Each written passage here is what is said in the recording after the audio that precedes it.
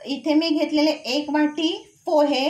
हे पोहे आपण जे रेग्युलर पोह्यांसाठी वापरतो तेच पोहे आहेत।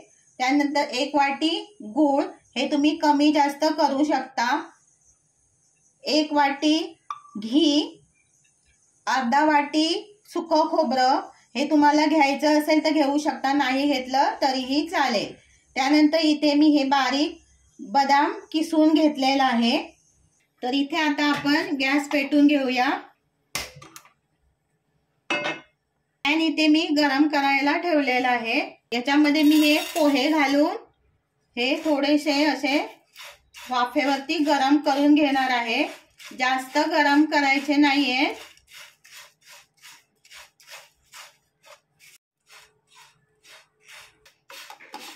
तर इथे आपले हे ना पोहे चांगले वाफून झालेले आहेत। थोडासा याचा कलर बदललेला आहे। आता मी हे ना पोहे काढून घेते। आता त्याच पॅन मध्ये मी इथे हे घी गरम करून घेणार आहे। तर इथे आपलं हे घी पण गरम करून झालंय। हे पण आता आपण काढून घ्यायचं आणि हे थंड करायचं आहे पहिल्यांदा। आता मी इथे 1 चमचा तूप घेतलंय आणि त्याच्यामध्ये आपण हे बदाम गरम करून घ्यायचं, थोडंसं म्हणजे परतून घ्यायचं।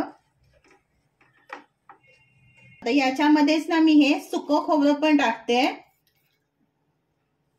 आणि हे पण थोडंसं असं परतून घेते तुपामध्ये। तर इथे मी हे मिक्सरचं भांडं घेतलेलं आहे, त्याच्यामध्ये आपण हे पोहे टाकायचे आहेत। त्यानंतर थोडीशी वेलची, आता यात आपण टाकायचं हे गूळ आणि हे ना असं चालू बंद करून हे मिक्सरला लावून घ्यायचं आहे। तर इथे आपलं हे ना मिक्सरला लावून झालेलं आहे। आता मी एका बाउलमध्ये काढून घेते।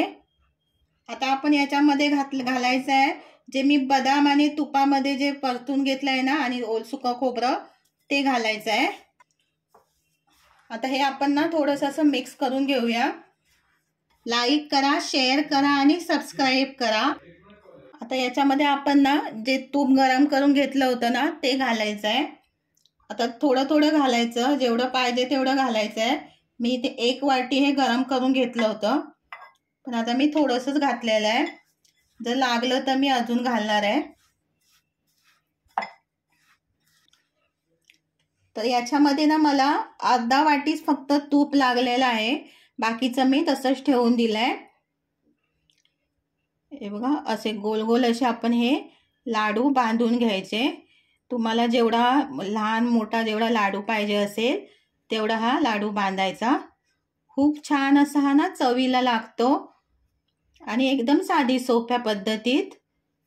आणि हा लाडू तुम्ही ना लहान मुलांना पण देऊ शकता आणि खूपच छान असा लागतो हा लाडू। तर इथे आपला हा ना लाडू तयार झालाय। आता असेच मी ना बाकीचे पण लाडू सर्व बांधून घेणार आहे। तर तुम्हाला ही रेसिपी आवडली असेल ना तर चॅनलला लाईक करा, शेअर करा आणि सबस्क्राईब करा। चला तर मग आता आपण परत भेटू पुढच्या रेसिपी सोबत। तोपर्यंत बाय बाय।